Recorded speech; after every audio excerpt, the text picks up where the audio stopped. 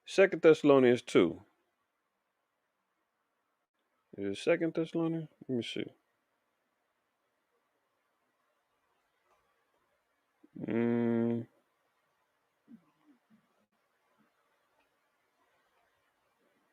is it Second. Hold on.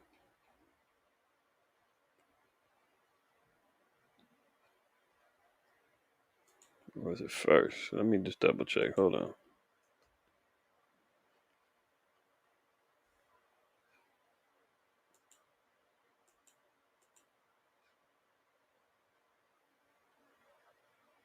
No, I think it is second. Triple.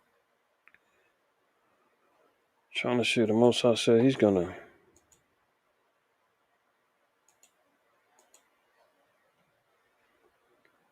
He said he's gonna plead with fire. Let me see.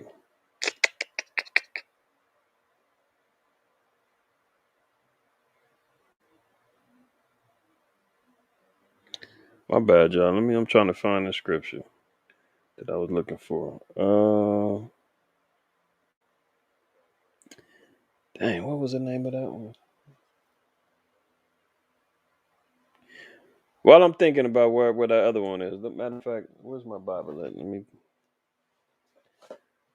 me look at another one. Psalms, Psalm 7.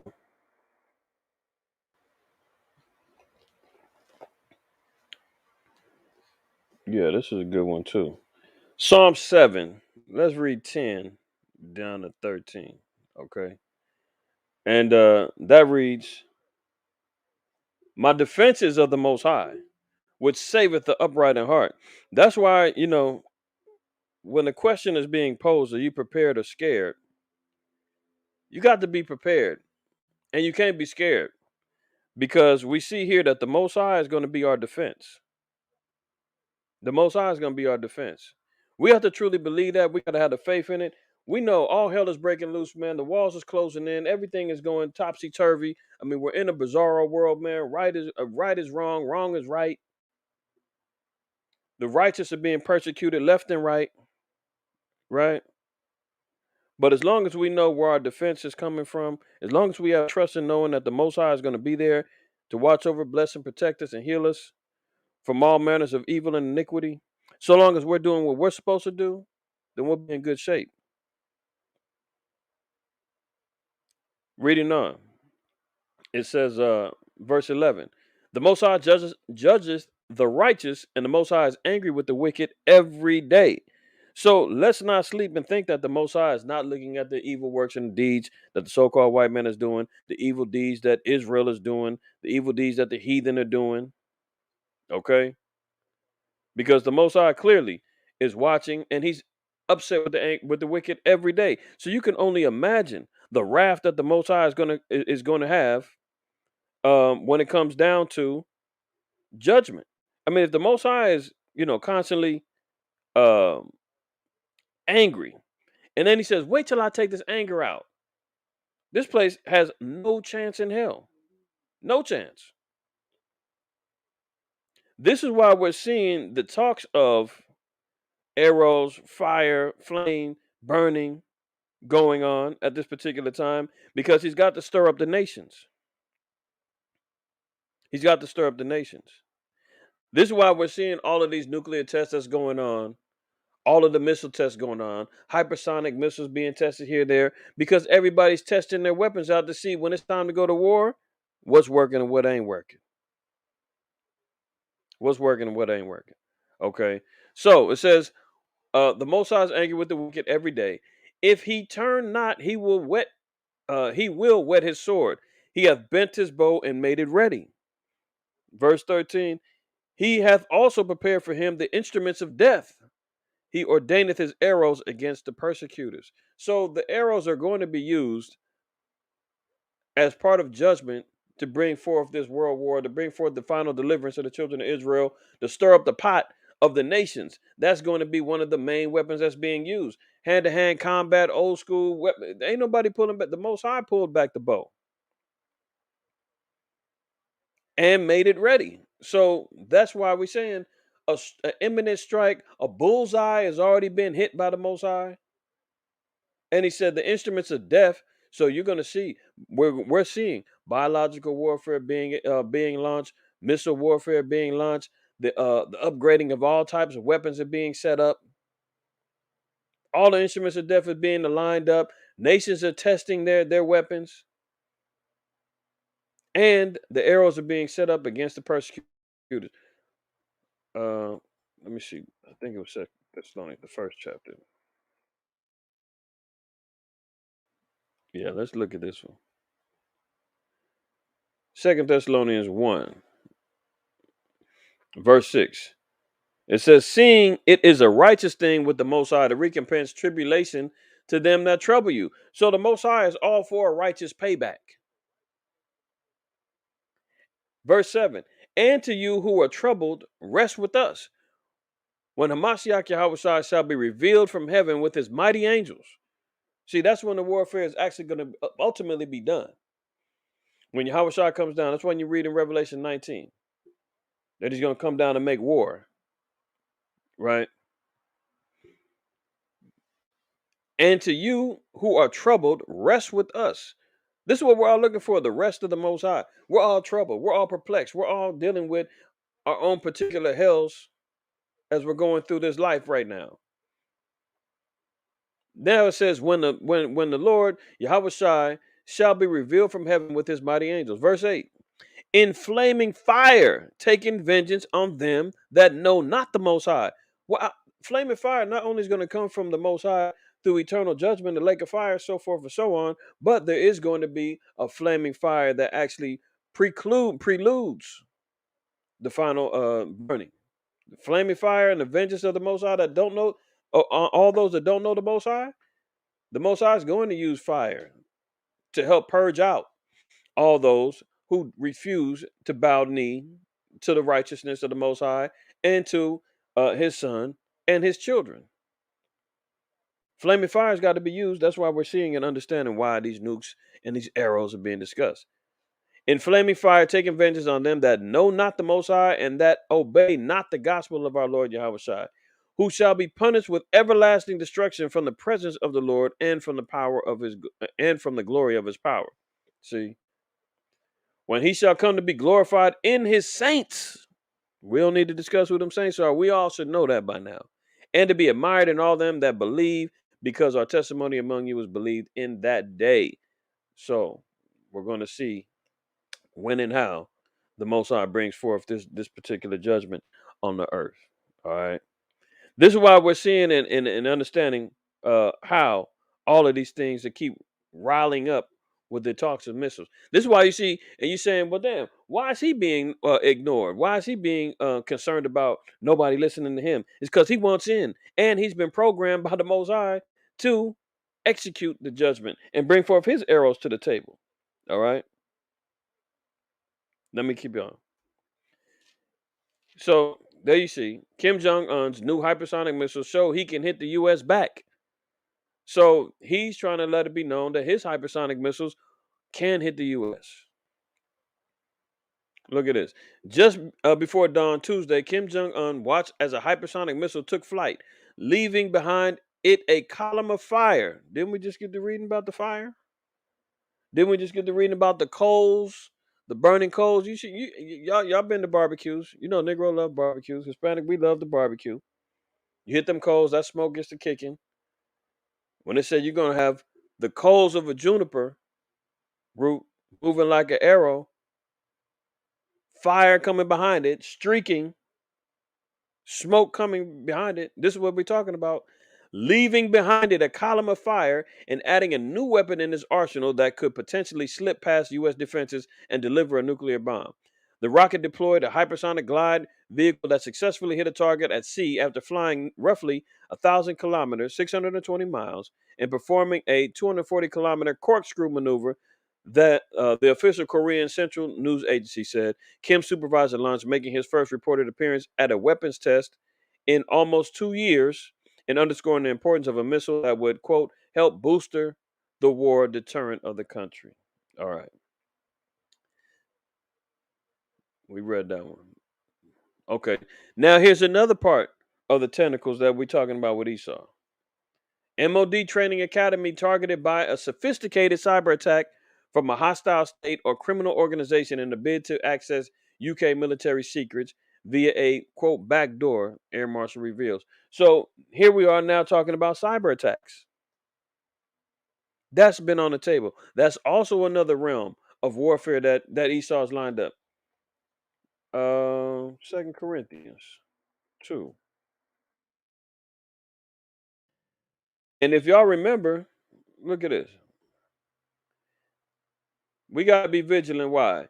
Lest Satan should get an advantage of us, for we are not ignorant of his devices. We got to look and see at all of the particular devices of utilization that Esau is trying to use to maintain control, to institute a new world order, to try to make sure that he's on top of everybody. They talked about, hold on. They talked about this. Hold up. They talked about this. If y'all remember last summer, the cyber polygon.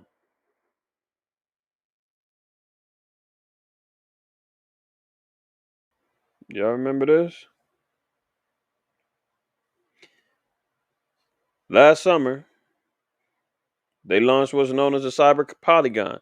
It's an annual online event which connects various global organizations to train their competencies, exchange best practices, and bring tangible results to the world community. Now what they were doing in one of these particular the one they did in the summer is they were doing tests for cybersecurity and basing trying to figure out what they would be able to do when and if a cyber attack hit. So understanding and knowing, not being ignorant of Satan's devices, we've seen a multiple accounts of where the so-called white man has used cyber attacks to disable countries. How many times did we cover um, Amazon being down, WhatsApp being down, all of these particular apps was having issues as the threat of a cyber attack is there. So they run these drills, they run these tests to say, hey, maybe we need to sit back and do a test to see what would happen if there's a cyber attack on the economy, if there's a cyber attack on the food supply, if there's a cyber attack on you seen there was a quote unquote cyber attack that happened with the gas pipelines that was traveling from Texas all the way to New Jersey earlier this year when they had them long lines of people waiting for gas because there was a quote unquote cyber attack on the gas. See, they run these particular drills. They did the same thing with the vid. Remember that Crimson Contagion. Remember Dark Winter, Event 201. All of these particular events that they sit back and say, well, these are just drills. These are just tests to see what would happen. Hypotheticals. And the next thing you know, they start happening. So the threat of the grid going down, a cyber attack, coming is also on the table.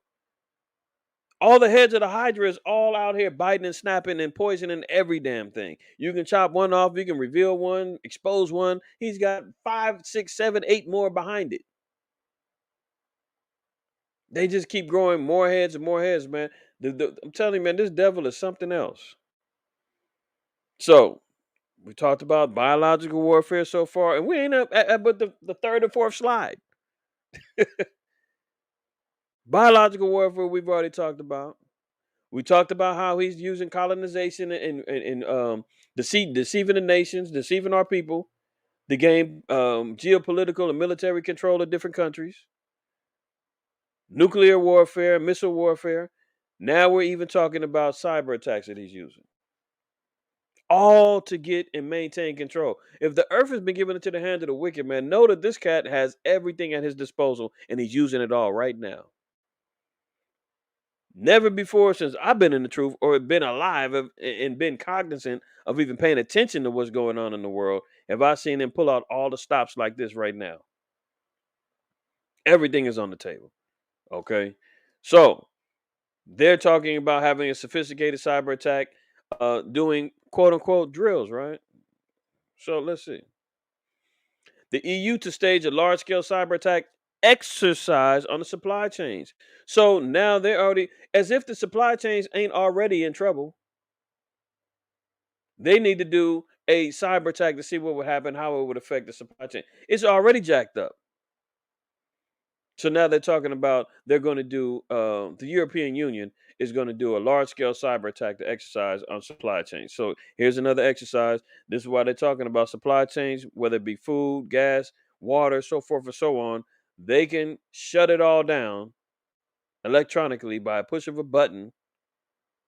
There was a teenage kid, man. He said he's got control over 25 Teslas. 25 Teslas. See, we be locked into the tech and we love the cars and all of that stuff, but hey, hold on. Let me see if I can find that real quick. See, I get sidetracked.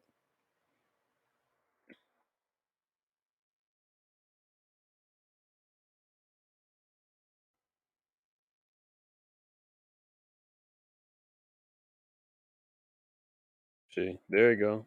I didn't even include this, but it's just showing you. Teen claims he hacked into over 25 Teslas in 13 countries. I mean, this guy says he can control when the cars, when the doors open, he can remotely start it. He can, all these self-driving cars and all that technology. As my elder Brad Shaw says, is good when it works.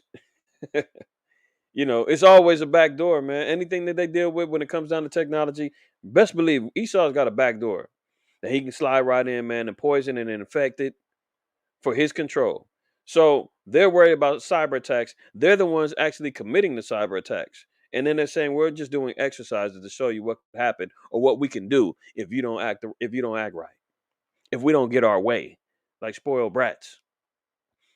So the European Union's government will launch later this week a large-scale simulation of cyber attacks against multiple member states. So they're going against multiple states. Participants will be confronted with attacks on their supply chains and some spillover socioeconomic effects in other member states before having to coordinate public communications and a diplomatic response, according to people familiar with the matters and documents seen by Bloomberg. The aim of the 6-week exercise is to stress test Europe's resilience, strengthen preparedness and cooperation among member states, and improve the effectiveness of a joint response. The EU simulation comes amid concerns that Russia could couple any aggressive act toward Ukraine with cyber attacks directed at the West. So here they go. The EU, look what they just said. The EU simulation comes amid concerns that Russia could couple any aggressive act toward the Ukraine with cyber attacks directed at the West. They're talking about the West, right? Look what just happened. Quote, massive cyber attack hits the Ukraine government websites. Now, here they're talking about they're going to perform exercises. Hold on. They're going to perform exercises because they're concerned about Russia performing a cyber attack on the Ukraine directed to provoke the West. This was January 11th. January 14th. Oh, look what happened. An actual cyber attack. And this ain't a drill. This isn't an exercise. This is what I'm saying. The white man speak with forked tongue, man. He knows what he's doing. You just so happen to be talking about the EU running exercise drills of cyber attacks and blaming it on Russia. And next thing you know, oh, cyber attack actually hits the Ukraine. That only is going to heighten the chances for war. See how that works? Okay. So, Kiev, Ukraine, a number of Ukrainian government websites were targeted in a quote massive cyber attack with threatening text warning Ukrainians to be afraid and wait for the worst, and alleging their personal information has been hacked. Quote, as a result of a massive cyber attack, the websites of the Ministry of Foreign Affairs and a number of other government agencies are temporarily down. Foreign Ministry spokesman Oleg Nikolenko said on the official Twitter account on Friday, our specialists have already restarted restoring the work of IT systems, and the cyber police has opened an investigation, he added.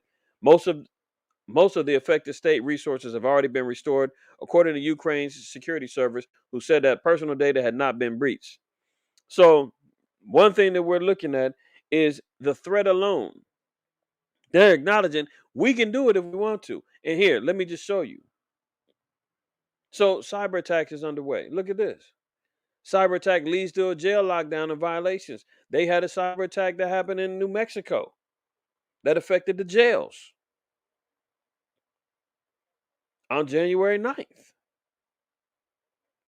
And remember, the cyber polygon meeting that they had last July was all based around them running exercises of the quote unquote possible threat of a cyber attack that could actually affect the economy.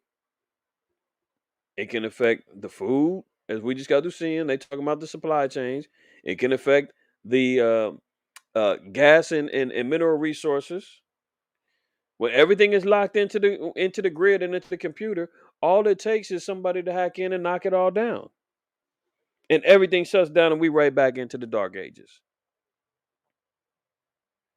So Albuquerque had a hack attack that hit the jails.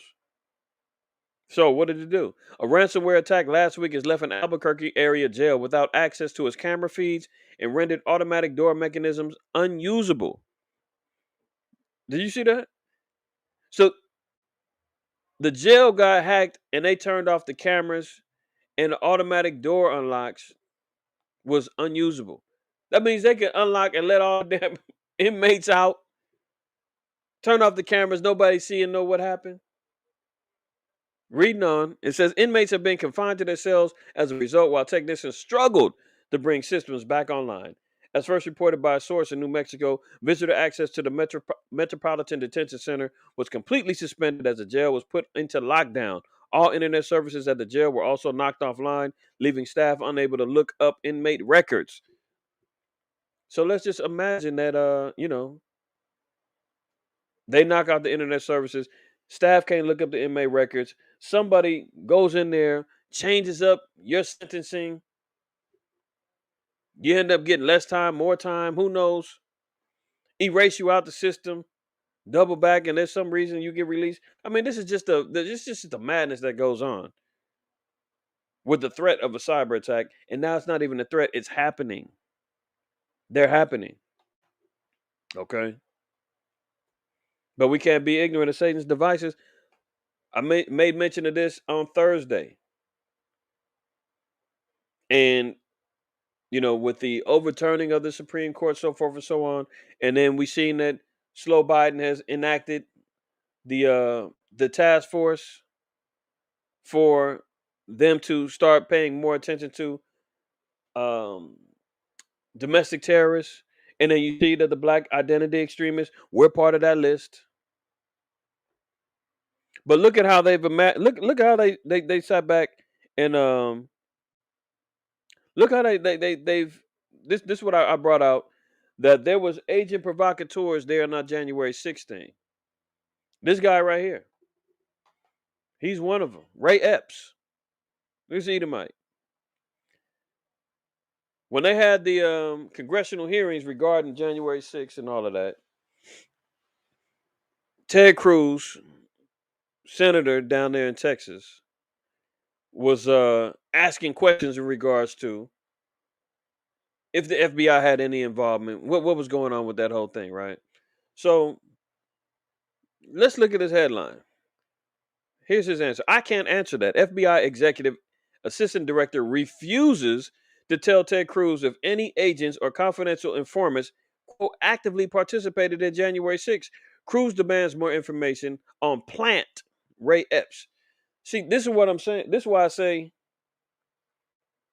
if anybody doesn't think that the Israelite community doesn't have plants in it, you got to be a damn fool.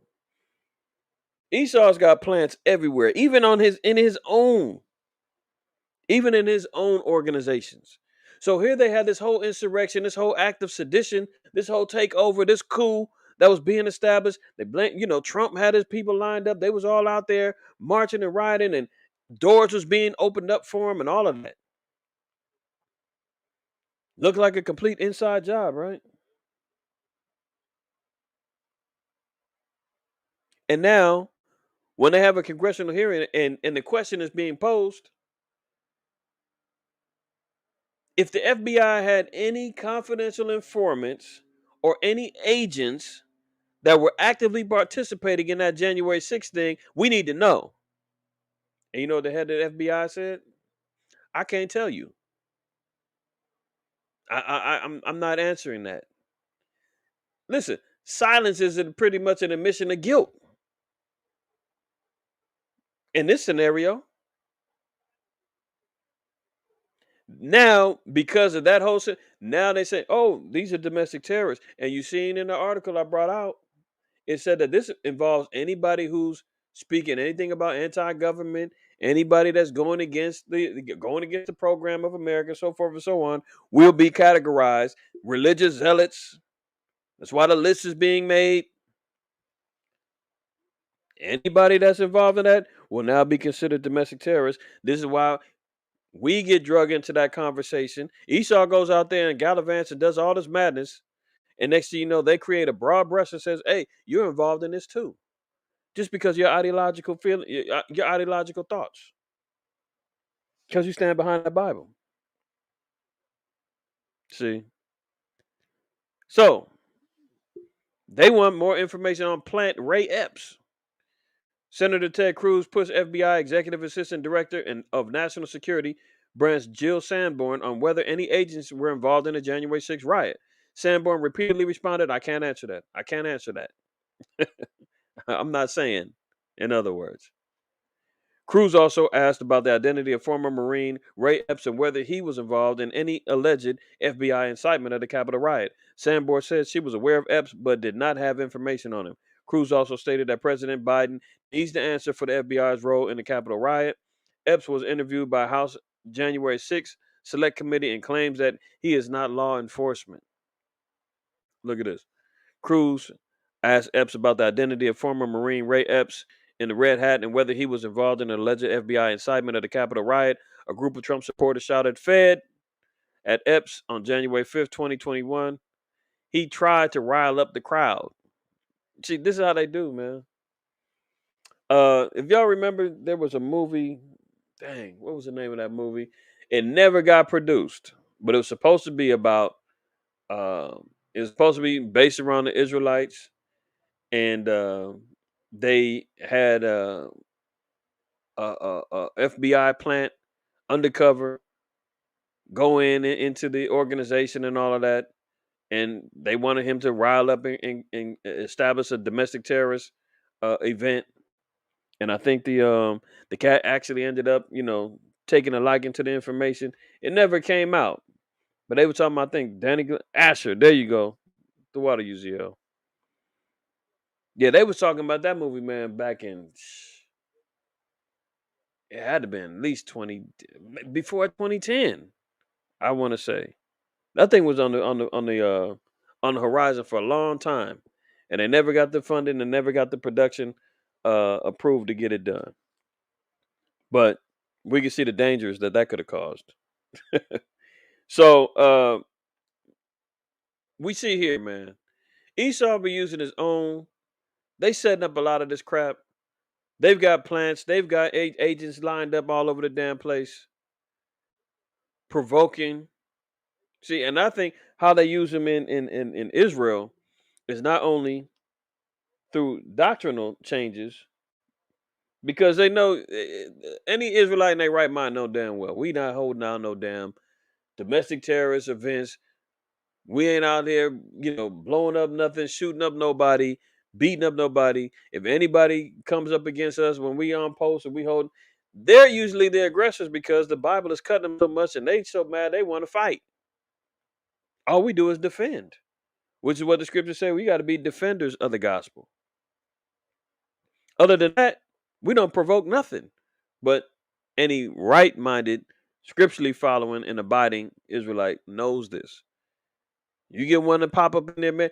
Yeah, man, the hell with that. I got these guns, and everybody gonna get them. And man, brothers need to go do this, go do that. And next thing you know, you done got a free gun that's stolen, and who knows what. And now you got weapons charges. And the one time they did raid a Israelite camp, that camp out of New York, that had the fake comforter that passed away, Tazadakia. They got raided over taxes and them embezzling money and doing crap. Wasn't nothing violent, just them being greedy. and being wicked. Bottom line. But this type of stuff, you see Esau, man, using this. So they said, well, if we can't get them on that, we can't get them to actually commit to doing anything. We'll set it up, and then we'll create a whole broad bus scenario that will include them when it's all said and done. Hopefully, y'all understand what I'm saying, because this is the next thing. Special forces will simulate an insurgency on U.S. soil in upcoming unconventional warfare exercises. So I covered this. I believe it was Meta Monday. They were talking about them doing um, these particular war drills in North Carolina, military drills in North Carolina for warfare that's going to be on the grounds of America, urban warfare, and they're looking at the off grid cats, right? So special forces will simulate an insurgents on U.S. soil. This all goes into the alignment of the domestic terror, black identity extremists. All of us are all in that same pot. This is all part of the training that they're doing now. So they're saying, okay, well, what if something happens on U.S. soil? How do we handle it? They've already got it lined up. Okay, so they're already training.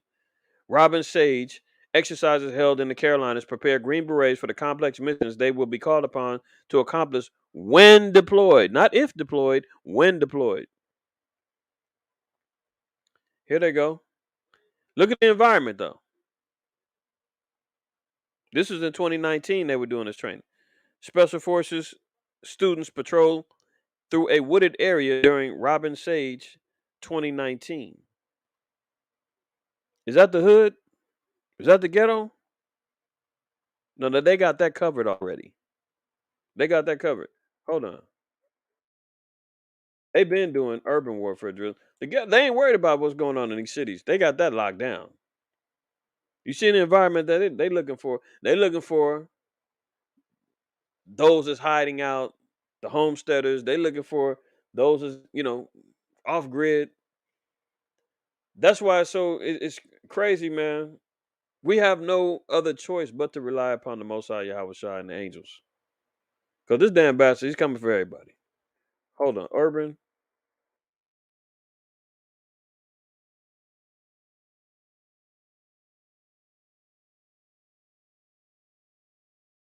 This is why I said they got America. I mean, they got the city already lined up.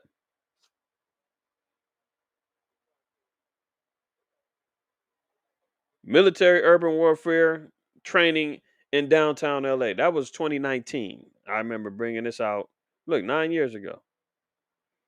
I remember bringing this out about that 9 years ago when the military was holding urban warfare drills. And the cat on here, man, he specifically said that they're training for the environments and the scenarios that they put. Maybe I need to play the video. Look at this. Military drills in the port of Long Beach. That was 2 years ago. Japan and U.S. hold joint urban warfare drills. That was 4 years ago. And I remember the cat that was holding it. He said that they run these particular drills for what they potentially see going down in the future. So, in other words, they expect war to happen in the urban environments. Urban, pretty much meaning cities, counties, so forth and so on. So that's already locked down. They ain't even got to worry about that. They've already planned for that. What we're seeing here is something different. You see, right on the heels of them talking about domestic terrorists and a task force being assigned for that. Look here. For America. I mean, even for urban warfare, right? All the so-called white men got to do is turn off the power and the water in these apartments, projects, people homes. That's automatically going to put people under subjection. and in forms of desperation. So this executive order 10997, and let's just look at this real quick. Oops, hold on.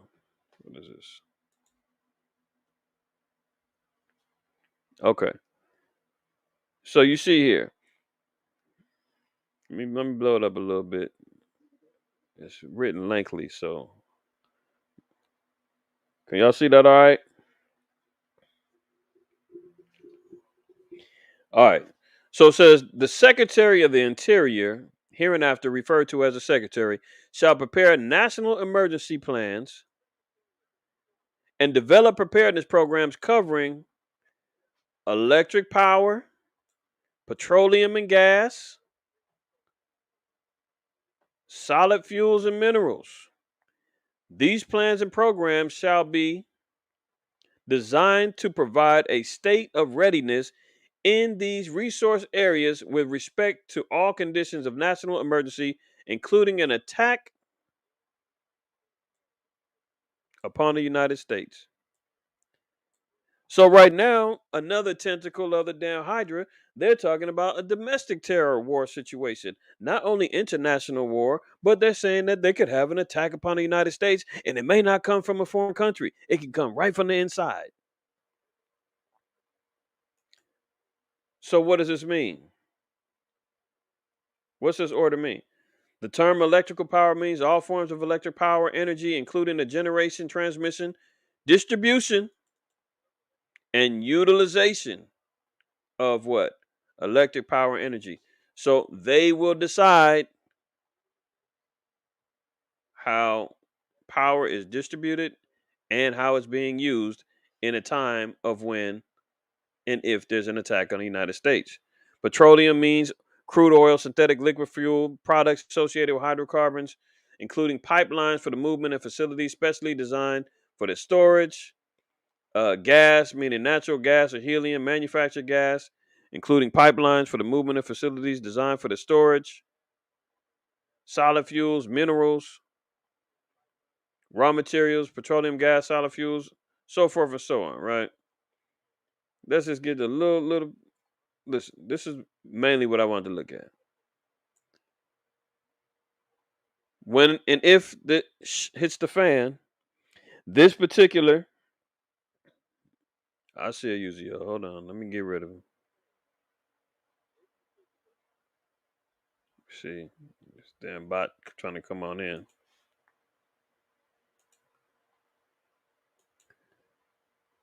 All right, good looking out. All right, let me get back over here. Where's we at? Okay.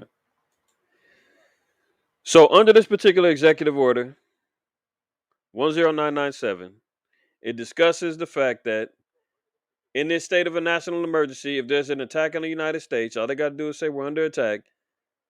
They have to decide about how electric power, gas, solid fuels, minerals, and all that other stuff is distributed and how it's being utilized.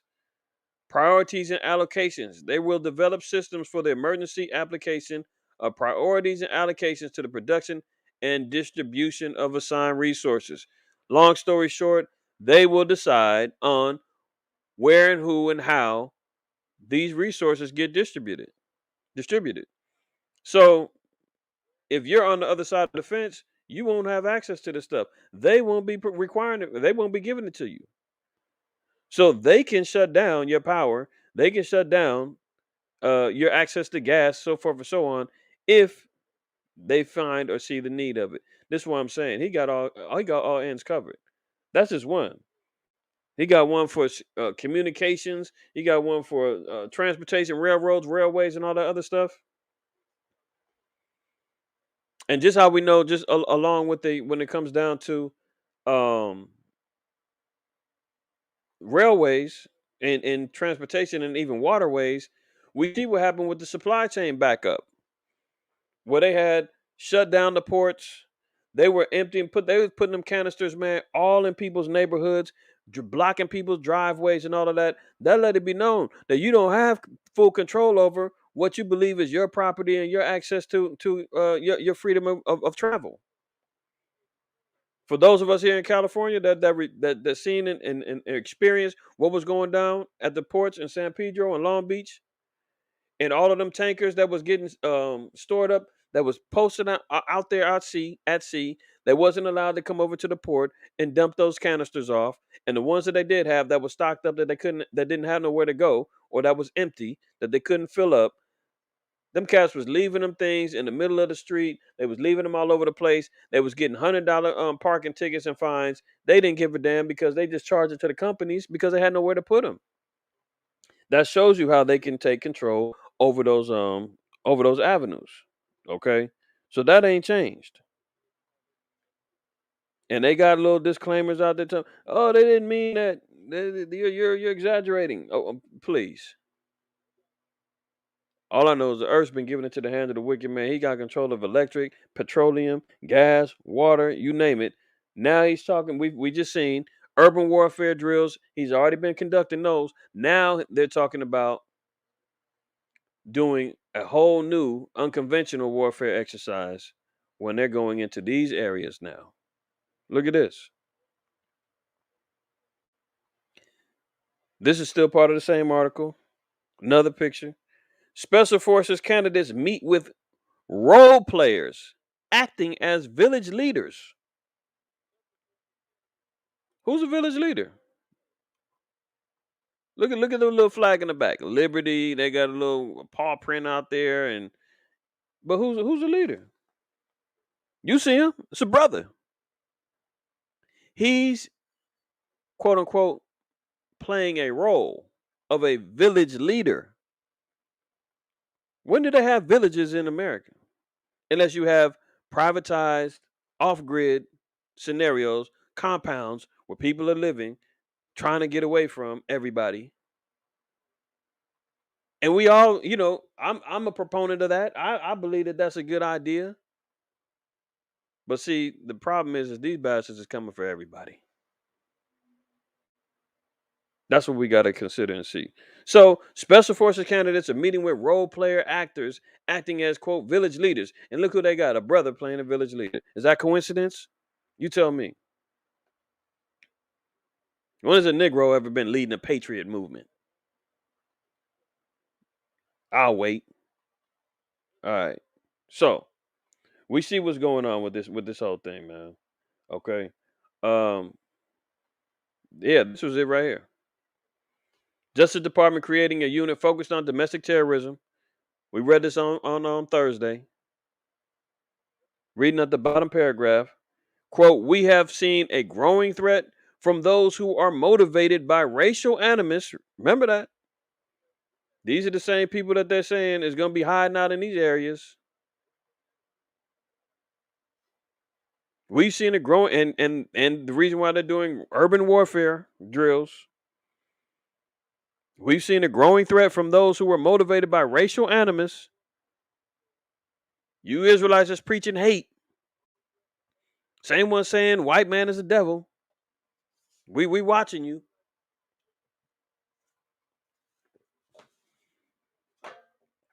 And it ain't just subject to us. Like I said, it's a broad brush they painting. But we know that we're going to be persecuted. That's scriptural. That's scriptural. So we have to include ourselves in this. So they've seen a growing threat from those who are motivated by racial animus. See, a growing threat. What other movement is growing? What other? I don't even want to call it a movement because it's not a movement. What other nation is growing through the awakening of the scriptures and the power of repentance and the truth being more revealed? A growing threat, as well as those who ascribe to extremist anti-government and anti-authority ideology. So that's the target audience. If you hold any racial animus, if you're an extremist that don't like the government, and if you don't like the authorities that's over you, you're a problem. And they're lining up ways and methods that they're going to attack, brothers and sisters based upon that. Let me give another scripture on that. Hold on. Uh,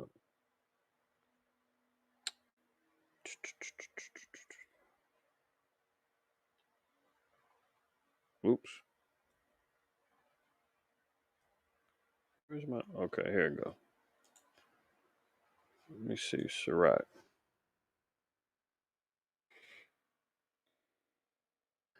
Let's look at Sirach real quick. Sirach 19. Let's read 25.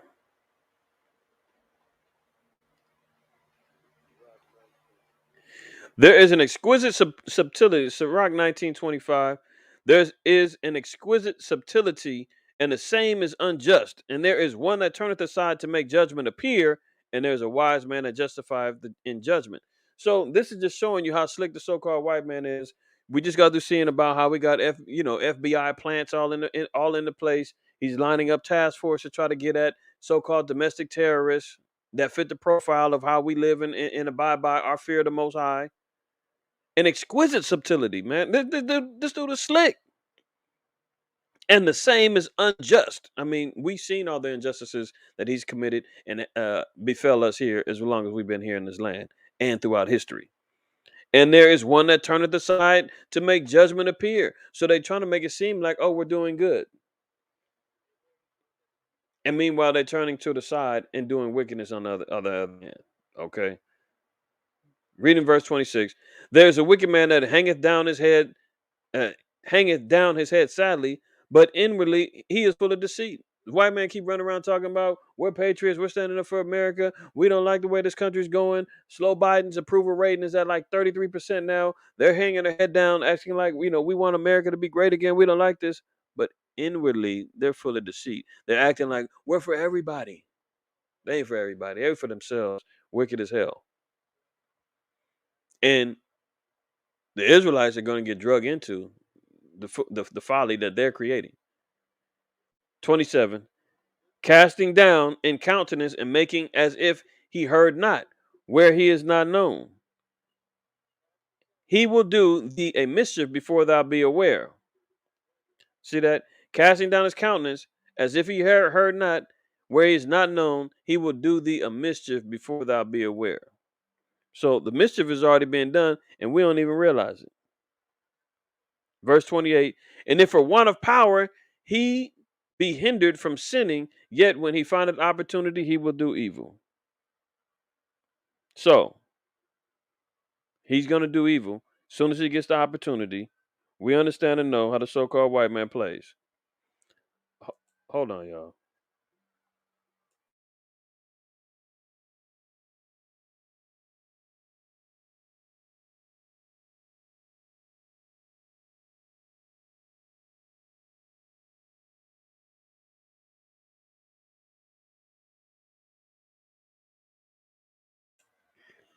All right, my bad, y'all. So we're seeing here what he's going to do. He's going to find an opportunity to do evil. He's going to mess up and try to act like he's all down and out. He needs help. He doesn't like the way things are going. But meanwhile, we see what's happening. We see what's happening. Let me get to it, man. I'm behind schedule. I gotta pick up the pace with y'all. All right, y'all don't mind? Hopefully y'all all right. Everybody good? Where were we at? Where's my Here we go. All right. So we see all of the factions that's at place right now. What's happening in the times that we're in right now? Domestic warfare on the table, cyber attacks on the table, famine, pestilence on the table, biological warfare on the table, world war on the table. It's all happening. West Virginia governor, excuse me, she's extremely unwell after a positive vid test. Oh no, that's the wrong guy. It's another, it's another one. Uh, this is one cat, man. I'm always gonna find them. The ones that's out here, praising the poke, and they end up getting hit. Let's look at this. West Virginia Governor Jim Justice announced on Tuesday he had tested positive for the vid and was feeling extremely unwell. Well, I thought you wouldn't have reduced symptoms. I thought you wouldn't have to go to the hospital. I thought you would be just fine. Light symptoms. Isn't that what they told him? You get poked up, you'll be fine. He said he's extremely unwell. I got a coworker, man. I just talked to her yesterday about some business, And she's sick. This is different. I know I say that damn near every time I'm live. This is a different one. And she's fully poked. Sick as hell. Since December 27th, she's been sick. And I just talked to her yesterday. Yesterday's the 14th. That's over 2 weeks she's been sick. And I said, "Oh, what happened? I thought that I said the vaccine didn't help you. I thought you were supposed to have lighter symptoms." And she said, "Oh, it's the okra. The okra con it's no joke. It's even worse." She buys into the narrative when everybody says that the okra is less symptomatic. But here they are, already utilizing the damn storylines that's been provided for them.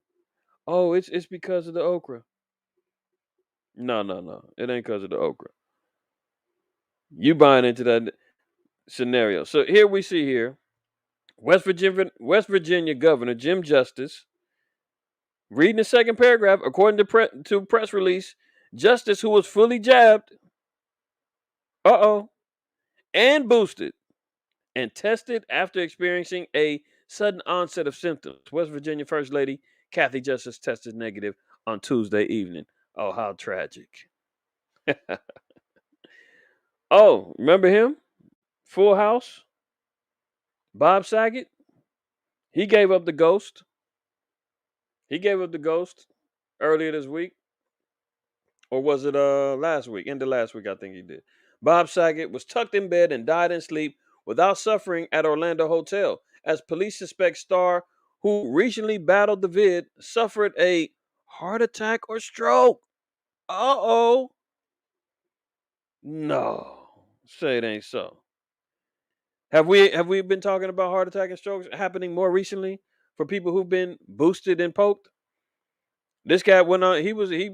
There's tweets of him talking about how he just got his booster in December. Made jokes about bring it on, COVID. I'm fully. Oh, I said the word. Bring it on. I'm fully ready for the battle. Little did you know, it wasn't the vid that was going to get you. It was something else. So it's suspected that he had a heart attack or stroke. Interesting. And he was fully poked. The correlations are just too familiar. Okay. So there's another one. Oh, here's another one. South Carolina, Nancy Mace reports breakthrough vid case will quarantine in Charleston. Oh, and I didn't even mention my coworker. That's her second time getting this thing. She got it early in the year, jacked her up, and that's what prompted her to go get poked up. Thought she was gonna be safe, and she got it again. Damn near around the same time. Imagine that. So, South Carolina's Nancy Mace reports breakthrough vid case will quarantine in Charleston. South Carolina U.S. House of Representative Nancy Mace will work from home in Charleston after she reported a breakthrough vid case, making the second time the Low Country Congresswoman has tested positive for the vid. The Daniel Island Republican says she had tested for the vid after one of her children tested positive. Mace, who has been fully jabbed since last spring, has now tested positive for the vid twice after the first time on June 23rd, 2020. So she got poked in the spring. Then she tested positive in June. She done went through the rigmarole, fully poked up all the way, and then tested positive again. And Slow Biden and the rest of the cronies are talking about go get your poke.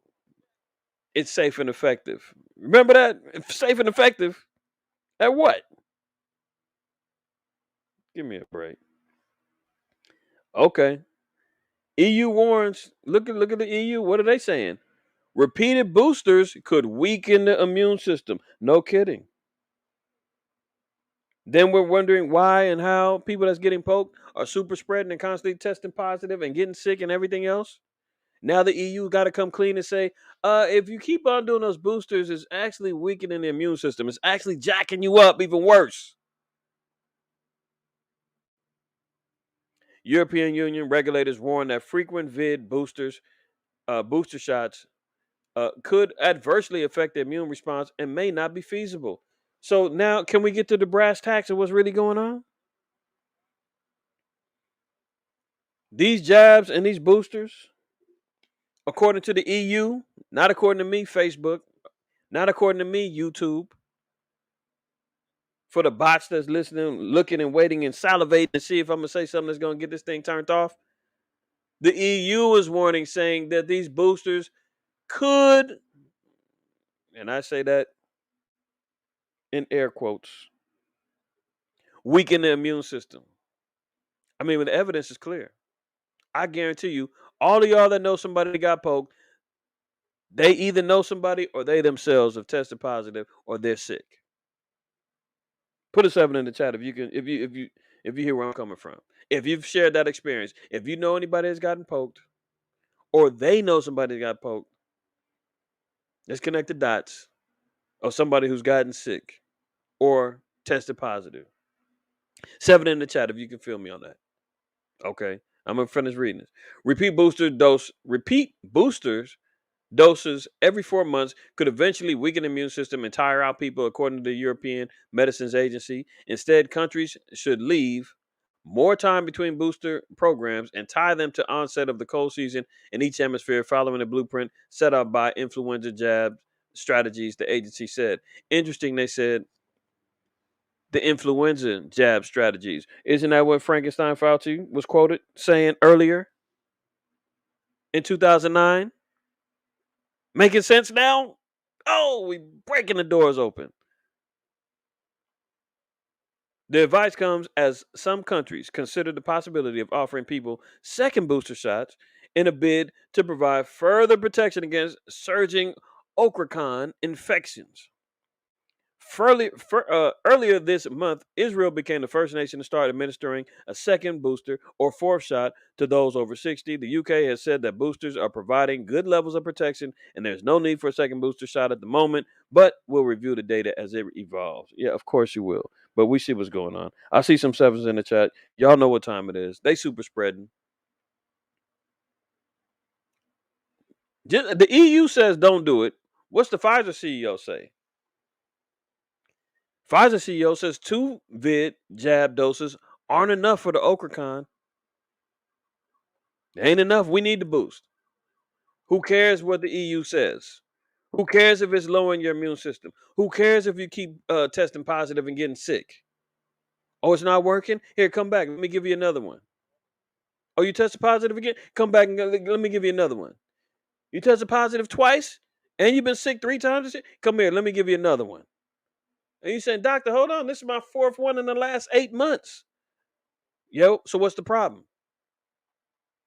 This is government recommended. It's safe and effective. Roll up and shut up. That's what they want you to do. Okay. Look what he's saying. Quote, the 2 doses, they're not enough for the Omicron.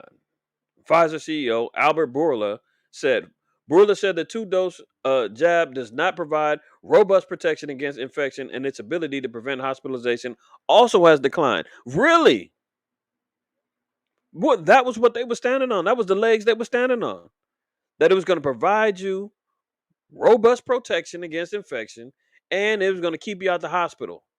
Isn't that what they've been saying? Now he's coming out saying the exact opposite. 2-dose jabs does not provide robust protection. Against infection, and its ability to prevent hospitalization has also declined. Oh, really? So have we been lying all this time? Has this channel been getting flagged and shut off and canceled and destroyed, and other people's channels and all that for no reason? As we were saying, oh, you're telling medical misinformation. You're going against the narrative. You're speaking the truth, and that's a revolutionary act. We got to get rid of you. Now they got to come out and start admitting to this stuff, man. He said third shots are providing good protection against death and decent protection against hospitals. Quote, decent, not great, good, exceptional. I mean, it's okay. It's decent. It is. That's after your third one. After the third one. Oh, you're getting good protection against dying and okay protection against you going to the hospital. When Slow Biden said, you won't go to the hospital. You won't be, everybody in the hospitals are unjabbed.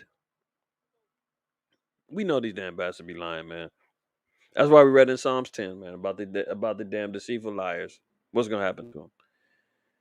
Pfizer CEO Albert Broler on Monday said 2 doses of the company's jab may not provide strong protection against infection from the Omicron variant, and the original shots have also lost some of their efficacy at preventing hospitalization. Tell us something we don't know, man. Tell us something we don't know. Been saying this for the last year and some change. Ever since the damn thing came out. That it's a sham and it's poisoning and jacking people up. And they're saying, well, guess what? You won't be able to work if you don't get it. Guess what? You can't come into the store. You can't go to the restaurants. You can't do nothing. You can't live unless you get it, even if it ain't effective, even even if it's a damn sham. So what? You take it and let us do what we need to do with the world. Let's finish this up. I got to move. Burley, in an interview at JP Morgan's health conference, emphasized the importance of a third poke to boost people's protection against Omicron. They won't stop with the madness, man. Get out of here with these damn lies. What happened in New Jersey? Last week we read in New York, hospitalizations and deaths was up ever since the pokes was introduced. Now what's happening in New Jersey? Vid hospitalizations in New Jersey is the highest since the start of the pandemic. Only thing that's changed is that we've had a poke introduced to try to stop it. But things keep getting worse. And they say, oh, it's because of the okra. Well, if the okra has a weaker uh is weaker symptomatically, you would think that them pokes should fight off the okra easily. If it's weaker than the delta and everything else, right? That should mean that the okra shouldn't have no effect on you because you already fully poked up and got the S on your chest. Apparently not. Apparently not. Look, New Jersey has 2,443,136 residents who were jabbed and have received a booster. That represents 46.33% of the population. According to state figures, 88% of state residents have received at least one of these jabs. So they've got 88% that has gotten at least one poke. 46% is fully jabbed up, right? So that means that there's only 12% of the population who has not gotten poked at all. So you're telling me that these hospitalizations is rising, is out of control since the start of the pandemic based upon 12% of the people? I mean, do the math. Come on. Our people won't even look at these damn figures, man, and say this is bullshit. They won't even do it. New Jersey, 12% of the population in that state, according to these numbers, haven't been poked. And they have the highest hospitalization since the start of the pandemic. That's pre availability of the poke. 88% of the people have gotten at least one shot. 46% got it all. You telling me that 12% of that population has raised these numbers that higher than it's ever been? Give me a damn break. Give me a break. Hold on. See, I just seen this comment. And at my job, I've gotten emails back to back this week talking about vid exposures. People at that people got it. You might be exposed if you're in the office. Look at that. You talking 20 people die between Christmas and now. That's less than a month. And all of them fully poked. Good Lord. Unreal. Unreal. They were saying that look, these people still got that's right. That's right. I didn't put it in here, but hold on. They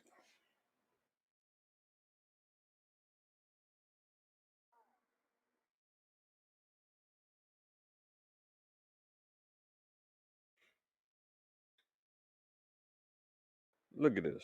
See, I get thrown off, damn it. I gotta I gotta be disciplined.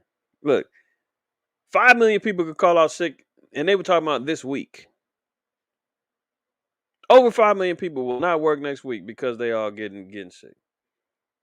Everybody, I'm sure everybody in their jobs got people calling out sick everywhere. Everybody's calling out sick. And what's changed? This thing that's out here. This thing got people rolling up their arms. Let me get to it. I got to keep moving, y'all. But do the math, man. You see what the hell's going on, man. Quebec, Canada, they plan on hitting the unjab with a significant tax. See, they won't stop. It doesn't even matter that the problem ain't the unjabbed. They're still going to create a scenario. They're still going to create a paradigm that says you are the problem. And the only thing that they can do is sit back and kind of make life harder. Didn't we just see in the article I brought out? What was it? Maybe Man Monday. It could have been last Shabbat. But the French president said that he was going to make life hell for the people that didn't get the Pope. See, the Quebec government wants to impose a quote significant financial penalty on the small minority of Quebecers who refuse to get jabbed against the vid. So they're talking about instituting a tax on people that don't get it in Canada. Look, unfortunately, there is still a small minority, about 10% of the population, that refuses to get the jab. I sense the frustration from Quebecers towards that minority that is clogging our hospitals. They're still saying it's the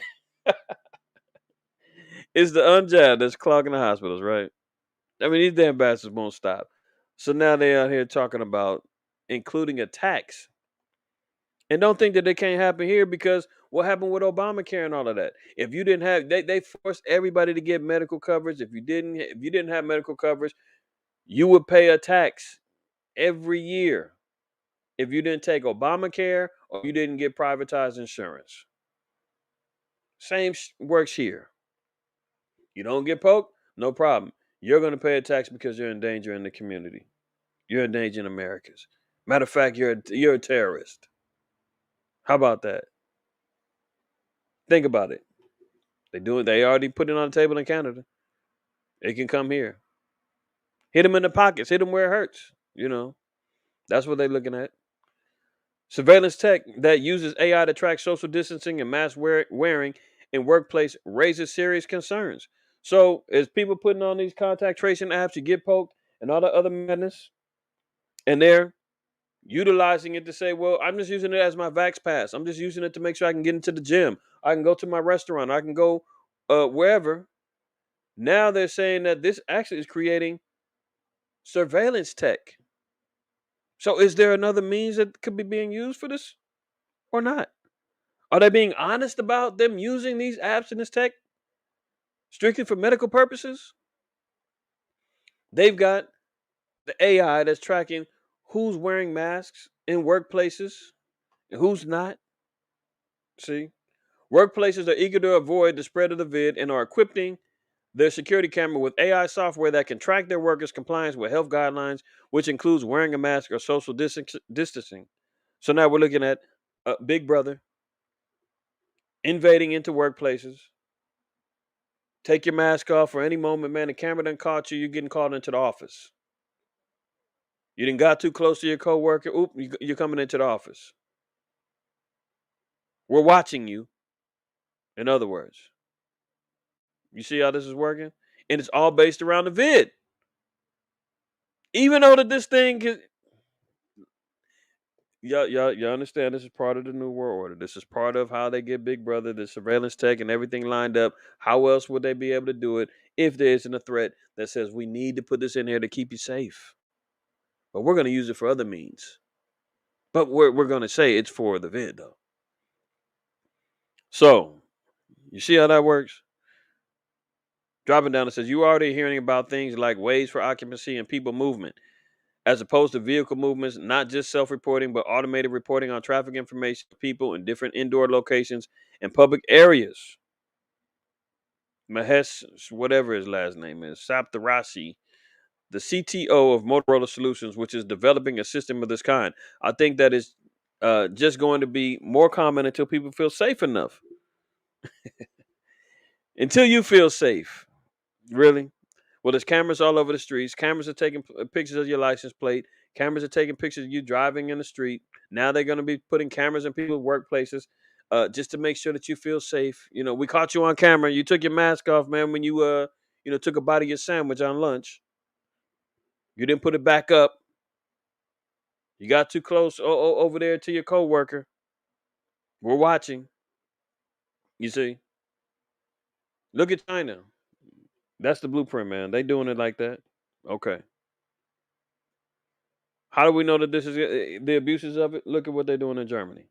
German police use a tracing app to scout crime witnesses. Some fear that's fuel for vid conspiracies. Uh, is it a conspiracy, or did they actually do it? They did it. As they're trying to flip the script and say, no, it's because we had to do it. Again, contact tracing apps, they're utilizing and hacking into it, and they're saying, well, we needed to do it to help solve a crime. Authorities in Germany are under fire for tracking down witnesses to a potential crime by using data from a mobile phone app that was intended to help identify close contacts of people infected with the vid. See how that works? They give you a reason. Oh, it's because of the vid. We need you to put this contract tracing app on your phone. We need to monitor and make sure that you're safe, you're green, excuse me, that you can travel, so forth and so on. And meanwhile, they're using it for other means. Police in the city of Mainz near Frankfurt successfully petitioned local health authorities to release data from an app called Luca. When a man fell to his death after leaving a restaurant in November, they said they were seeking witnesses who had dined at the restaurant around the same time and reportedly found 21 people from the app data. The apparent misuse of the data has been criticized by privacy advocates who fear that such sensitive information will be used for non pandemic control purposes. The incident is also likely to provide fodder for jab doubters, really, some who have taken on a broader anti government stance and those who believe the vid related conspiracy theories. Oh, it's a conspiracy theory, but they're doing it. It's not theorized, it's been proven. They're doing it. But they still hold out and they say, "Oh, you're just being a tinfoil hat conspiracy theory." Oh, that's not really happening, and while they're doing it, unbelievable. Look, Biden detailed surge of military medical teams to hospitals in 6 states. So slow Biden is rolling out the military, sending them out to the hospitals again to,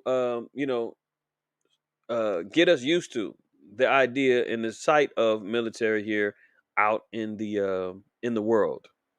On state ground, so to speak, right? Softening us up because as we just got to seeing, they're in 6 states.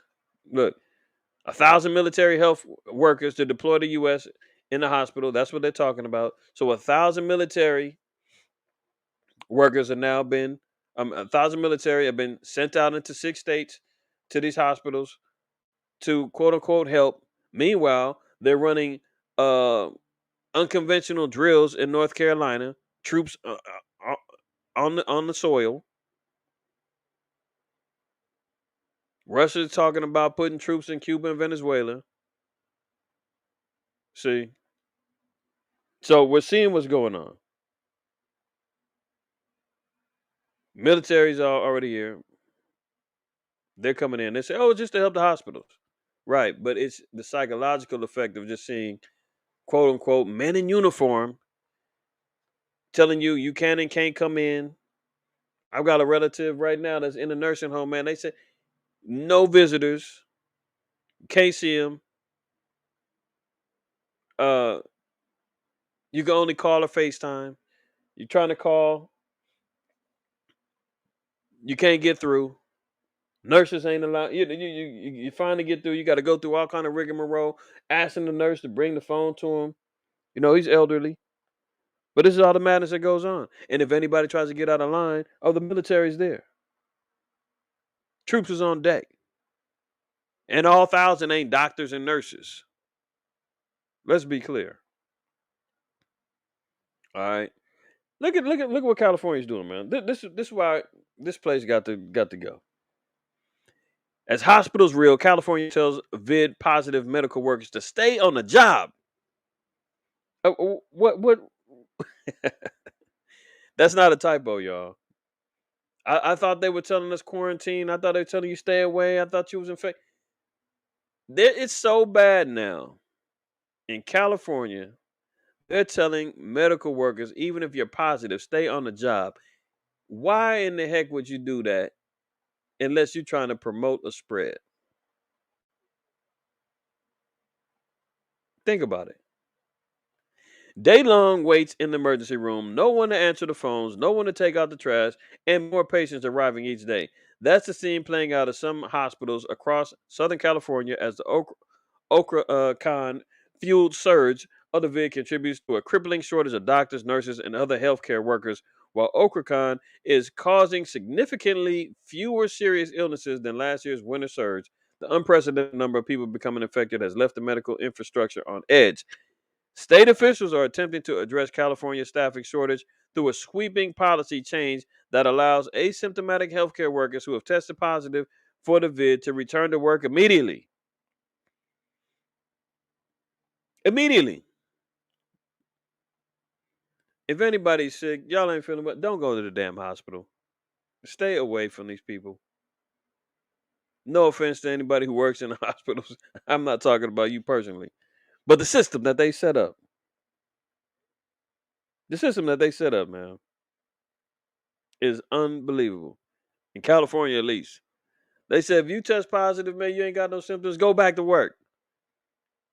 The policy set to remain in place through February 1st is designed to keep many healthcare workers on the job at a time when hospitals are expecting more patients. So it doesn't matter if you work on any other job site, any other place, any other availability of access to with your little Vax pass, right? Only place that you can test positive and still function now in California is saying the hospitals. So you could test positive. You know how they say you've been exposed to somebody that tested positive. Go get tested. You go get tested. Next thing you know, you come back with a positive test. And you say, I feel fine. Nothing's wrong with me. We don't care. You need to quarantine for at least 10 days. You haven't been poked. We're not taking no chances. Get away from us. You got the cooties. Now all of a sudden, if you test positive and you work at a hospital and you don't have no symptoms, you're fine. Still come to work.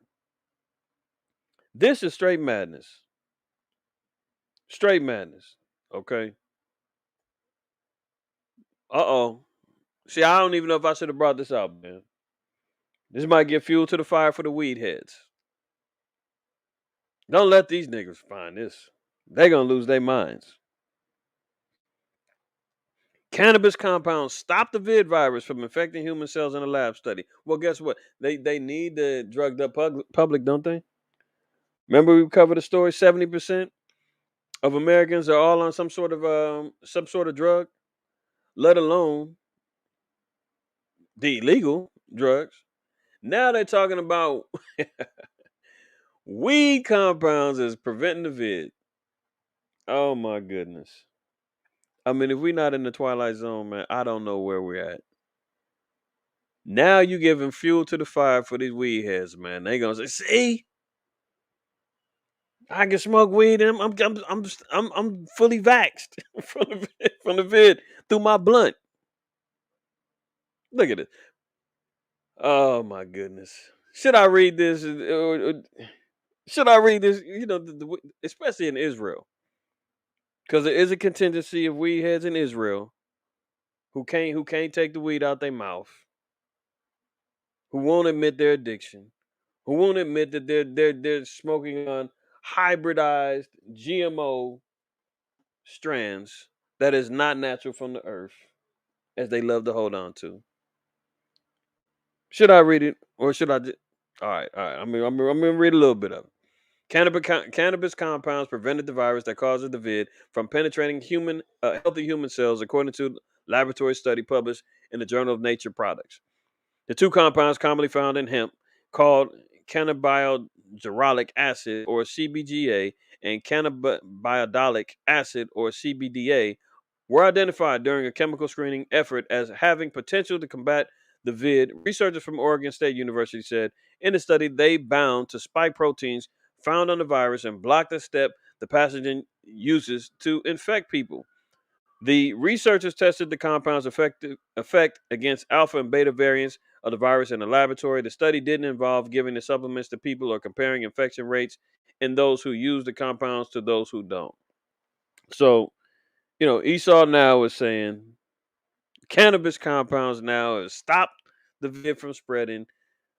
If the weed heads don't feel even more liberated now, I mean, we don't know what Esau, man. I'm telling you, the defilement and the rejection of our people, man, is going to stay on his brain because he's saying, look, if we can't give him the poke, at least keep him on the weed. Either way, the Most High ain't going to deal with their ass. I mean, come on. Let me get off of this, man, before I give him more confidence. All right. Look at the weather. Weather modification. Weather is out of control all over the world, let alone in America alone. U.S. is hit by 20 separate billion-dollar weather disasters, totaling around 145 billion in 2021, the third costliest extreme weather year on record. So we're seeing extreme climate disasters all over this country, man. $145 billion is costing for the infrastructure to be rebuilt. America's going down, man. The Most High done hit this place with fires, storms, tornadoes, cold fronts, floods. You see it all here. Each scenario been documented all over the place. For the Midwest, severe flooding and storms, tornadoes all over the place. See, and they say America's not going. It ain't going down, huh? I can't tell. So we're seeing all this going on in the world, man. Another extension of the arms of the Hydra. Look, Australia reaches 123.26 degrees Fahrenheit, matching its highest temperature on record. I made mention of this on Hump Day. That's why I said extreme weather conditions all over the world. 123 degrees. Can you imagine living in that? Unreal. U.S. consumer prices soar at fastest in 39 years. Real wages tumble for the ninth straight month. So what's this saying? Wages are going down. Prices are going up. That's how inflation works. That's what we're living in right now. This economy is crashing. This thing is over with. And the head of the Federal Reserve, Jerome Powell and them cats, they was talking about back in the summer. Oh, inflation, it's just gonna be a couple months, man. We're gonna get over the hump. It's temporal, no problem. That was back in the summer. Now they talking about this is gonna be from up until 2023 and beyond. And beyond. Okay. Look at this. Biden calls the worst inflation in 40 years progress. This is the damn devil, man, for you. This dude sit back and say, remember, I just did the little video on Tuesday. Packages are being delivered. Shelves are not empty. I mean, this dude cannot tell the truth to save his life. The worst inflation we've had in 40 years, and he says everything's fine. According to who, though? I mean, according to his handlers and his controllers? Yeah, everything is fine because the objective is to destroy this place. All praise to the Most High because it has to go in order for us to be delivered. But this dude, he can't tell the truth for nothing. The president insists food and gas prices are going down compared to last month and that the 7% surge in cost of living is a global problem. Yeah, no kidding. It's a global problem. All over the world, people's going through this. So he's talking about food and prices are going down. Uh, are y'all seeing food prices going down? I think the gas prices out here is kind of remain steady. It ain't going back. It ain't still going up like it was. I'll say that, at least from my observation. But they steady at almost $5 a gallon, depending on where you're going. Some is still staying at $5 a gallon. Some is around, like the lowest I think we at right now is maybe like 4.25, 4.30, something like that. That's the lowest I've seen. But this bastard says it's progress going on. Everything is great. The devil, boy. Look, amid rising prices, American families are falling deeper into debt. They said that because people want to keep their little Christmas. I think they said people average went into debt over $1,000. Let me see. People.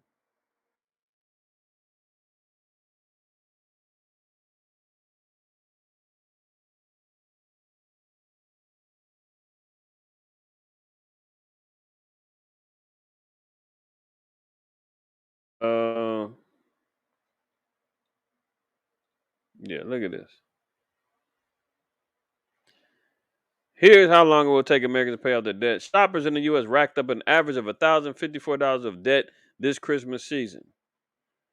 See, people don't want they didn't want their Christmas to be ruined. That was the whole scenario. Y'all ruined it last year. We couldn't come together. The vid made us quarantine. Blah blah blah blah. Christmas is back. Remember, even the government, White House, all of them were saying, Christmas is back. We saved Christmas, so forth and so on. Why? Because they want these people to get out there and spend their damn money. That's why Slow Biden said that the shelves was going to be empty, packages are being delivered, because he wanted to make sure everybody went out there and spent their money. Hey, plan worked. Everybody went out there and put themselves $1,000 over in debt. Then they got to get back to reality. Prices are rising. Uh, People are falling deeper into debt. The plan is working. Let me move on. 23 million Afghans are on the brink of starvation as the media's moved on. See that? Biden went and set up Afghanistan, man, collapsed. And that's what happens when you got people that's completely dependent upon the aid of America. That's why, we have to push for more independence. We got to push for more uh holiness, being separated, because the more our people depend on Esau, man, for every damn thing, from uh food, clothing, shelter, so forth and so on, the more control he has over you, man. America was propping up Afghanistan, man, giving them all kind of aid and everything, and as soon as they pulled out, they went right into the depths of hell.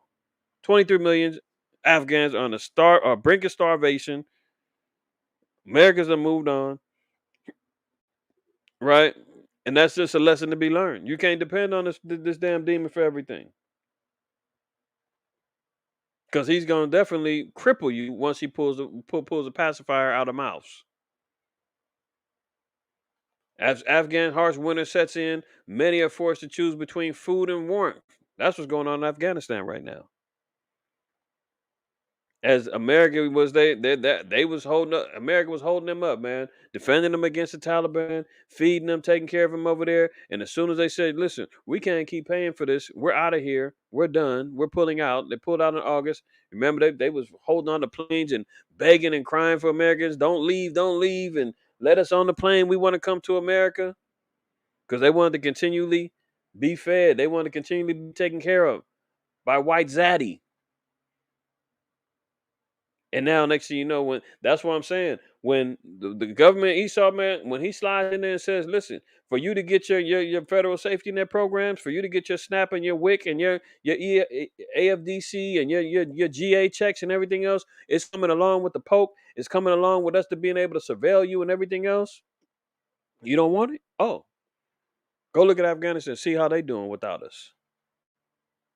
That's where this thing is going. Okay. Look at Esau, man. France moves to ban incest for the first time since 1791 after a series of scandals. You read that right. Incest was legal. Incest is legal in France.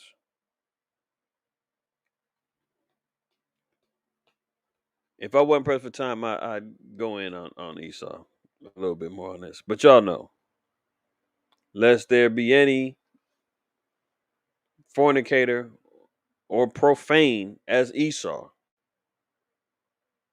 France moves to ban incest for the first time since 1791 after a series of scandals. Incestuous relationships are legal in France unless children are involved. Adrian Turquette, Secretary of State for Children, said he favors a clear ban. He said it was not a question of age or consenting adults, but fighting incest. Last year, Olivier Duhamel was accused of abusing his stepson, sparking a debate. And then when we read Leviticus 11, and you got these damn Christians and these apologetic urban apologists and everything else talking about the law, the law, the law. Don't we read about incest in the law? And you're acting like this is a thing of the past. Nobody's doing that anymore. What are you talking about? France is France actively allows incest, and they ain't the only ones. The only reason why it became a problem is because of scandals start popping out. And now they got to say, well, you know what? We need to review this again. And you talking about the law is done away with. We don't need that law. You goddamn idiots. Look at this. Incest is currently legal in France unless children are involved. But Adrian Taquet, the Secretary of State, said the government wanted to criminalize incestuous relationships even if both parties are over the age of 18. In an interview with the AFP, Mr. Taquet said, whatever the age, you don't have sexual relations with your father, your son, or your daughter. Yeah, tell us something we don't know. But the French had no problem with that. French had no problem with that. Look, Polish diocese apologizes for asking if sex abuse victim is gay and if he enjoys sexual encounters with the priest. I'm back on the heads of the damn Catholic priest in the Catholic Church, man. You damn Catholics, you better get up out of there. You black Hispanics that's caught up in that whirlpool of cesspool of madness, get out. I'm gonna constantly go hard on them. Catholic diocese in Poland, man. He apologized asking a sex abuse victim if he was a sodomite and if you enjoyed getting it on with the priest. And if you remember, I didn't Pope Francis just celebrate and congratulate that nun for her 50 years of service for the LGBTQ HIV community and and remaining non-judgmental. Remember that? And look at this. Catholic diocese in Poland has apologized for asking the court whether a man who was sexually abused by a priest as a young boy was gay and whether he might have enjoyed the sexual encounters, man. This is the mind frame of Esau. You in the court, you say, man, well, did you like it? Well, are you gay? I mean, you should have been good. This is the type of that's going on in the Catholic Church, man. All the stuff going on in the world, man. Look at these niggas. TikTok star 28 is strangled to death by his boyfriend of 10 years during an argument about a video game. A damn video game. I mean, these niggas can't wait for the metaverse to kick in. They goofing around on TikTok, making a living and loving every minute of it. The world is crumbling around them. And next thing you know, they turn on each other. Two damn sodomites. Goddamn sodomites fighting and choking each other out over a damn video game, man. This is the lost sheep of the house of Israel right there. This is why we have to do the work. This is why we got to go out there and teach, raise up the minds of our people, man. Get our people to repent because these lost damn niggas right here have done lost them. One's dead now and the other one's in jail. This is the activity of the sodomites, though. This is what they into. TikTok star Rory Teasley, 28, died last week after allegedly being strangled to death by his boyfriend of nearly a decade during the fight. Teasley's longtime boyfriend, Daqueen Jovo Watkins, 31, was booked at Oakland County Jail early. He was denied bail and charged with homicide. Watkins called 911 Thursday night saying that the two had gotten into a fight while playing Overwatch and that Teasley was now sleeping on the couch. The TikToker was rushed to the hospital and pronounced dead after he was found unconscious and not breathing. Teasley amassed a following of 221,000 TikTok followers, 64,000 Instagram followers, and millions of viewers watching his comedy and dance videos. And here he is fighting with his damn sodomite lover over a damn video game, man. Get him out of here. See, this is what happens when our people get locked into this technology, man, and seeking lovers of themselves, as it says in Second Timothy. Men shall be lovers of themselves, doing this foolishness, man. Unbelievable. Treasury warns of delayed tax refunds due to enormous challenges. Don't expect that tax return to kick in right away. They're gonna want their money. Slow Biden has already sent out the people to look into your little privatized PayPal and Cash App accounts and everything else for $600 transactions. They're looking to get some money. But when it comes down to you getting a refund and getting your money back, oh, you can expect a delay. Another evidence of how America is collapsing. All unorganized, everything's out of pocket, man. They're overwhelmed, shortage of workers, so forth and so on. So tax refunds, expect delays this year. Supermarkets are cutting hours and services at Okra infects workers. They're coming up short staffed. Um, they're closing some spots is closing earlier because they don't have the employees. Ain't nobody trying to work there. You know what I mean? So here we go. Supermarkets are reducing hours and cutting services. As the okra infects cashiers, baggers, and stockers deepen into grocery chains and staffing challenges. So resources might be getting a little less exposed.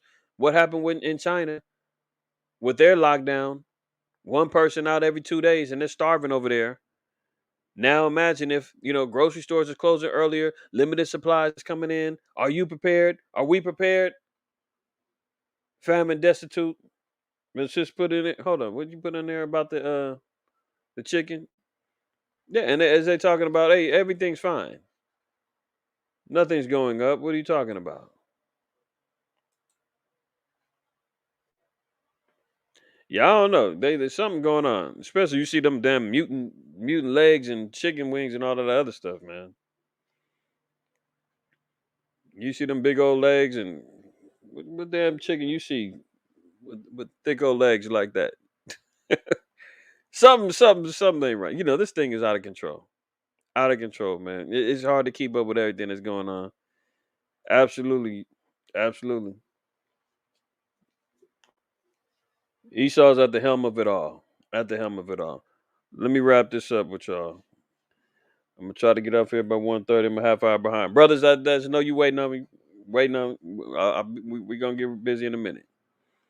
Uh, so look what else is going on, man. We're looking at supermarkets. They're cutting their hours. They're coming up short staff. There's issues that's happening, throughout the country. So again, make sure you got enough of what you need because there could be a time where you can't get it when you want it, when you need it. Okay. Boris Johnson leadership. This the prime minister over there in the UK. He's under the knife because he's been having lockdown parties. He's breaking his own rules. He's getting caught slipping out there, no mask, partying, not social distancing, telling everybody else, roll up, get your pokes, quarantine, lockdown, so forth and so on. And he's out there living it up. And they like, wait a minute. How the hell are you having parties and hangouts and super spreader events and you telling us stay in the house and we locked down? See the hypocrisy, man, and so-called white men and the elitist attitudes of these folks. The governor of California, that dude got busted. Well, everybody's locked down. He talking about wear your mask and threatening everybody, and then he gets caught at an elite restaurant with no mask, hanging out. Then when they put his card on it, that's why they was trying to get rid of him,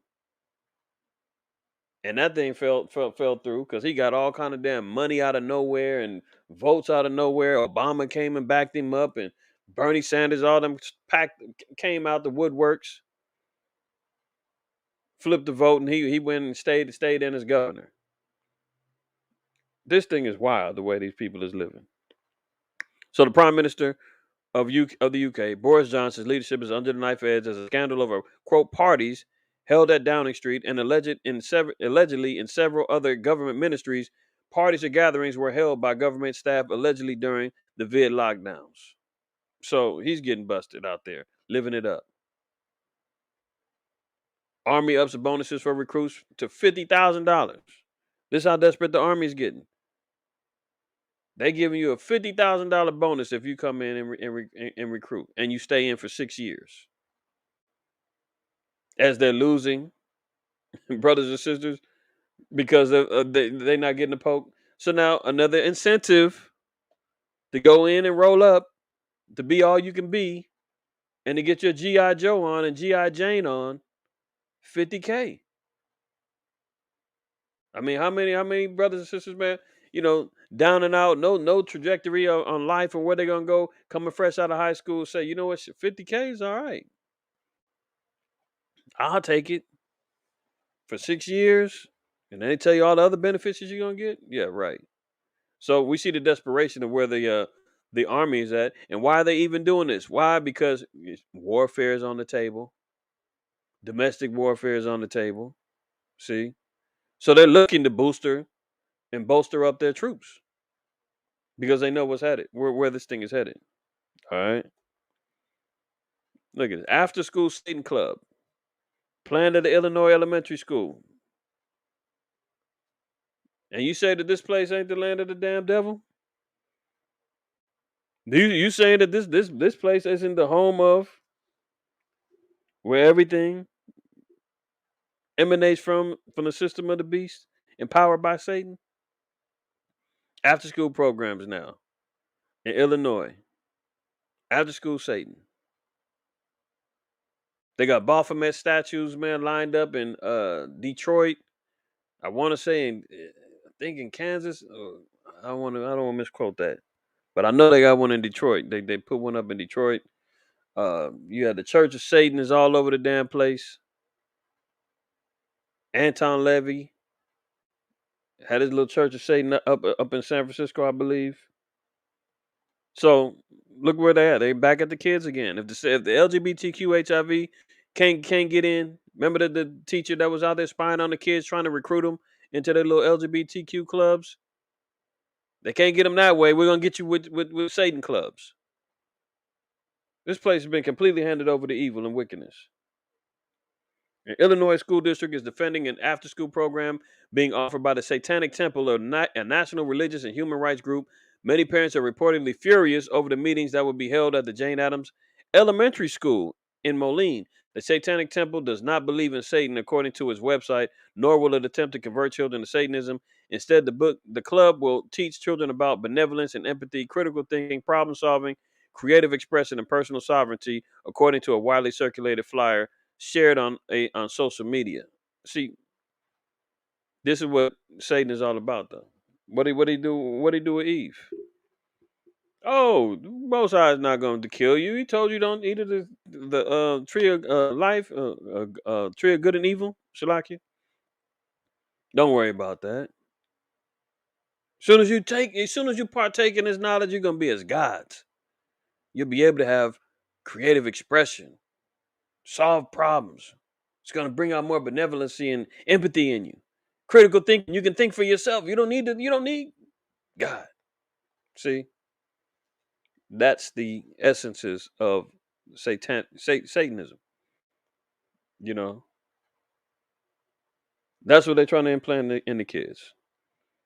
Look at this. Megan Fox and Machine Gun Kelly are engaged and celebrated by drinking each other's blood during the intimate proposal with a $340,000 ring at a wellness spa in Puerto Rico. As actress says they have walked through hell together. See, this is the same broad, man. I brought out the article on her.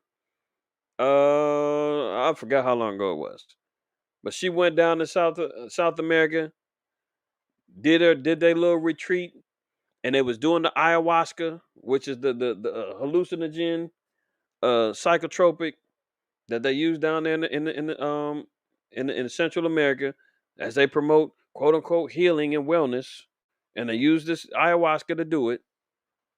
And she said in her visions she was in hell. I don't know if y'all remember that. In her visions she was in hell. And I was saying, yeah, you damn right. That's destiny where Esau's going. She said that all her future was hell. That's why she's saying on here they walk through hell. Machine Gun Kelly, he's a rapper, entertainer. She's an actress, and this look how they coronate their wedding, drinking each other's blood. Esau, the damn wicked. You see that? You see it? All right. Look at this last one, man. Outrage after Kentucky judge tells an Army veteran that he can avoid prison for sexually assaulting a female inmate at the jail where he worked if he rejoins the military within 30 days. You telling me they not desperate to get this army cracking, to get the troops up? I mean, you telling me there's no white privilege? Hmm? How many times we cover stories about, these rich white kids, man, that's having these parties thrown by their parents, and they end up raping some girls, and they end up getting off for probation or nothing. There was a cop that had raped some woman, man, and the judge let him off, and he gave him 5 years probation instead of 5 years of jail time. Now we're seeing here Brandon Scott Price. He's working in the jails, sexually assault a female inmate,